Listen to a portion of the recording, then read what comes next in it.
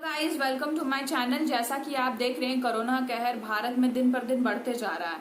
तो ये चीज के वजह से बहुत सारे लोगों की फैमिली जो है वो अब ट्रबल में आ चुकी है और बहुत लोगों की जान जा रही है। तो भाई जान ही नहीं है तो जहान का क्या करेंगे, राइट। तो इसलिए आप घर पे रहें और ज्यादा से ज्यादा सुरक्षित रहें और अपने फैमिली को या अपने फ्रेंड्स को ट्रबल में ना डालें। अभी के केसेस में आप देख सकते हैं कि 1.5 लाख से ज्यादा केसेस आ चुके हैं भारत में। 84,000 से ज्यादा एक्टिव केसेस हैं और 4,337 से ज्यादा की मौत हो चुकी है। तो इस नंबर से पता चल रहा है कि लोग कैसे इस चीज को अवॉइड करते हुए आगे बढ़ रहे हैं और अपनी जान को जोखिम में डालने की कोशिश कर रहे हैं। तो प्लीज घर पे रहें। इट्स अ बिग रिक्वेस्ट कि घर पे रहें। आप ज्यादा से ज्यादा कोशिश करें कि घर पे रहें और सुरक्षित रहें। और अभी के टाइम पे आप ज्यादा से ज्यादा पानी पिए क्योंकि the sun is directly above the earth equator. तो maybe your body get dehydrated during this period. So आप ज्यादा से ज्यादा पानी पिए और इस चीज को अपने फैमिली फ्रेंड्स में कन्वे करें कि आप घर पे रहें, सुरक्षित रहें और ज्यादा से ज्यादा पानी पिए। तो बहुत जरूरी है कि आपका हेल्थ और आपकी फैमिली का हेल्थ बहुत इंपॉर्टेंट होता है, इसलिए आप घर पे रहें, राइट।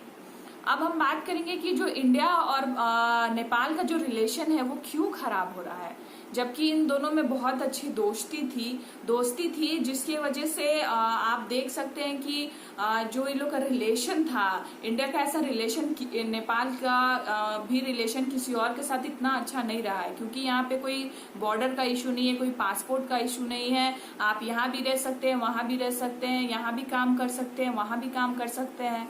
तो ये सारी फैसिलिटी जब इंडिया और नेपाल ने एक दूसरे को दी है तो अच्छा रिलेशन है तभी तो। लेकिन कुछ महीने और कुछ साल में आप देख सकते हैं ये जो रिलेशन है वो खराब होते जा रहा है। और अब तो पीएम नेपाल के पीएम ने कहा है कि ये कोरोना वायरस का ये जो परेशानी है वो इंडिया ही इस चीज का रिस्पॉन्सिबल है। तो बहुत सारी चीजें हैं जिसके वजह से ये जो दिन पर दिन रिलेशन खराब होते जा रहा है। अब एक नया चीज है कि डिस्प्यूट के वजह से दोनों एक दूसरे से फाइट कर रहे हैं। तो जानेंगे कि what are the causes of the dispute, what is the reason behind it, and हम ये भी जानेंगे कि ये काला पानी कहाँ है, कौन इसको कंट्रोल करता है, और ये जो लीपू लेक का जो पास है वो कितना इम्पोर्टेंट है, और भी बहुत सारी चीजें हैं कि अभी का करंट सिचुएशन क्या है।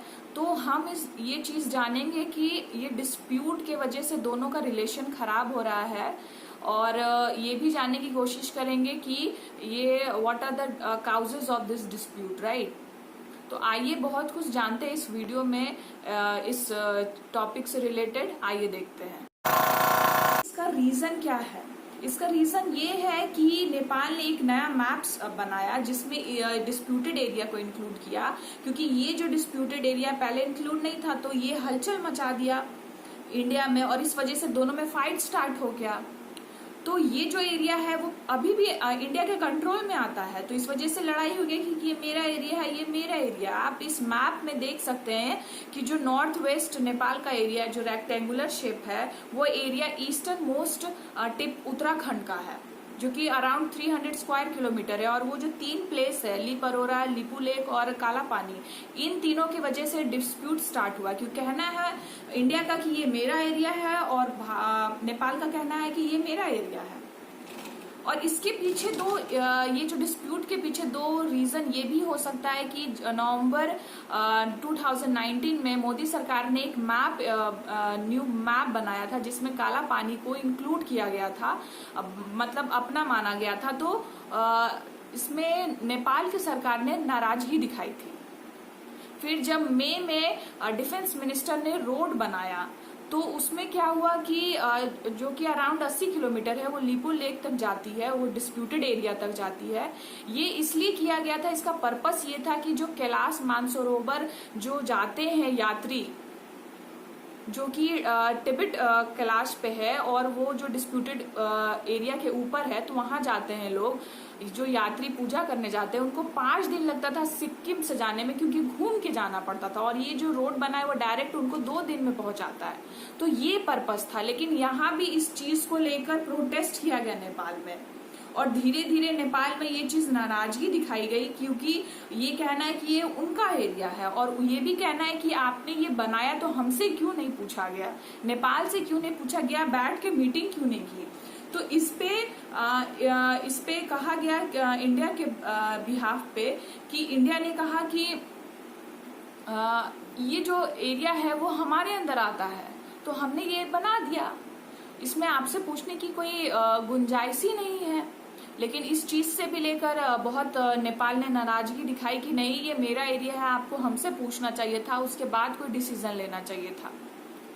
तो 15 मई को डिफेंस मिनिस्टर आर्मी चीफ ने बोला कि ये सारी रीजन चाइना की वजह से ये डिस्प्यूट हो रहा है, तो इस वजह से चाइना की वजह से ये डिस्प्यूट हो रहा है, तो इस वजह से नेपाल के लोग और भड़क गए। और फिर 20 मई को उन्होंने एक मैप बना दिया जिसके वजह से ये डिस्प्यूट स्टार्ट हो गया। वो एरिया को इंक्लूड किया गया कि मतलब जिसकी वजह से डिस्प्यूट का पूरा रीजन दिखाया गया कि हाँ भाई ये मेरा एरिया है और इस वजह से डिस्प्यूट स्टार्ट हो गया। करेंगे ये जो डिस्प्यूटेड एरिया है वो कितना इम्पोर्टेंट है, कहाँ लोकेटेड है।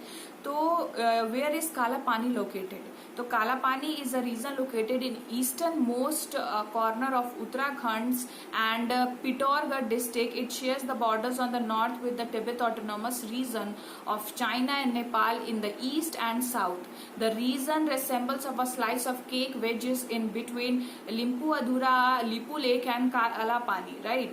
So the area is under India's controls, but the Nepal claims the reason because of a historic and cartographic. Because the reason in the area is the largest territorial dispute between Nepal and India, consisting at least 37,000 hectares land in the high Himalayas. So अब जानते कि why India Nepal fighting for Kala Pani over Kala Pani.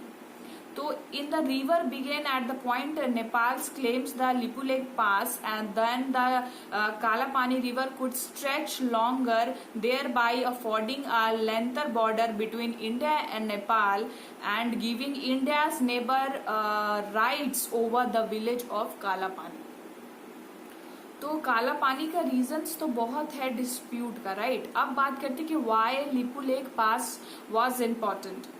The region jutes into the Himalayas and connected to the other side of the mountain range through the Lipu Lake Pass, which has been used for centuries by Hindu and Buddhist pilgrimage and tourists on their way to Kailash Mansarovar.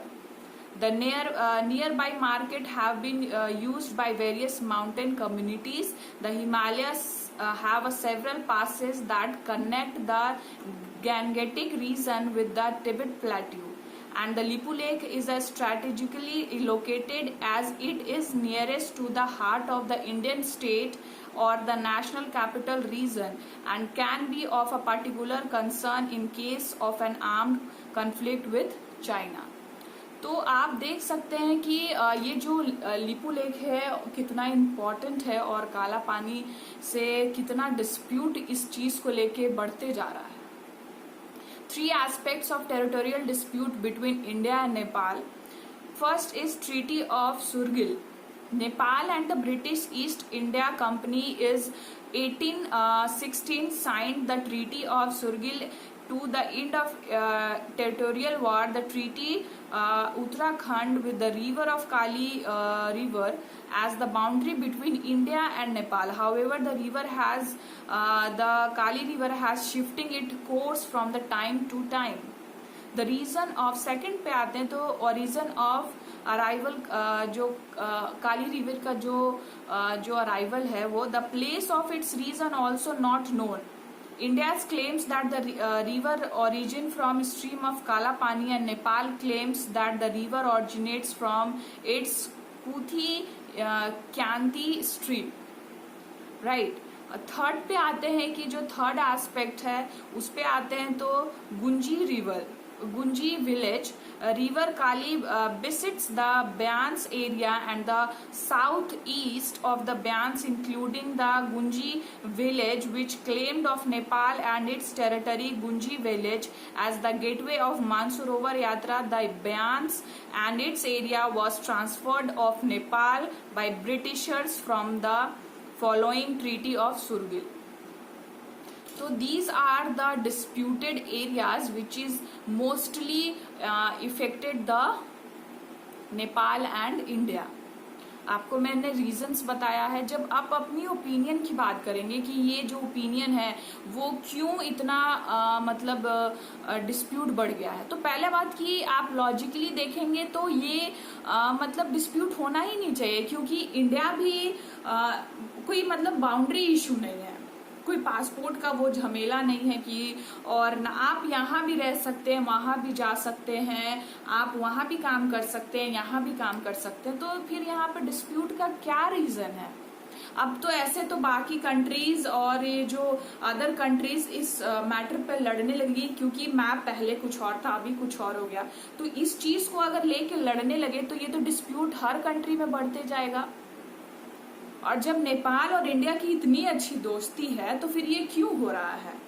कायदे से देखें तो नेपाल एक छोटा सा गलती करी है जिसकी वजह से दोनों का रिलेशन खराब हो रहा है, और ये छोटा सा गलती बहुत बड़ा गलती में कन्वर्ट हो सकता है, क्योंकि जब एक बार रिलेशन खराब हो जाता है तो दोनों में उसको रिलेशन बनाने में टाइम लग सकता है. और मोस्ट इम्पॉर्टेंट बात मैं आपको यहाँ ये बताना चाहूंगी कि जो इंडिया है वो जो नेपाल है और जो इंडिया है इतना अच्छा बॉन्डिंग है, तो इस छोटे छोटे चीजों की वजह से लड़ रहे हैं. इंडिया की भी गलती है, क्योंकि जब उन्होंने जब वो जो रोड बनाया तो यात्रियों के लिए, तो आपको ये चीज थोड़ा सा मतलब फ्रेंडली दिखाना चाहिए था, थोड़ा सा फ्रेंडशिप अपना दिखाना चाहिए था कि हाँ भाई चलो दोनों डिस्कशन करते हैं, ताकि दोनों लोगों को वो बॉर्डर नेपाल के लोगों के लिए भी और भारत के लोगों के लिए भी यूज हो, क्योंकि दोनों लोग यूज करेंगे, दोनों लोग जाएंगे आएंगे, तो फिर इस बात पे लड़ाई तो नहीं होनी चाहिए थी. लेकिन थोड़ा सा सहमति से होता तो शायद नेपाल इस चीज को लेकर नहीं भड़कता. लेकिन आप ये अब टोटली नहीं कह सकते हैं कि नेपाल ही सही है और इंडिया ही गलत है, क्योंकि ये कोई लॉजिक मतलब आप देखें कोई लॉजिक नहीं है इसके पीछे लड़ने के पीछे, क्योंकि आप एक ही जगह रहते हैं और उस बीच में लड़ाई कर रहे हैं, तो ये चीज गलत हो जाता है. तो इस चीज़ को समझते हुए और इस वीडियो को आप देखते हुए प्लीज़ लाइक और सब्सक्राइब करें. Thank you for watching my video.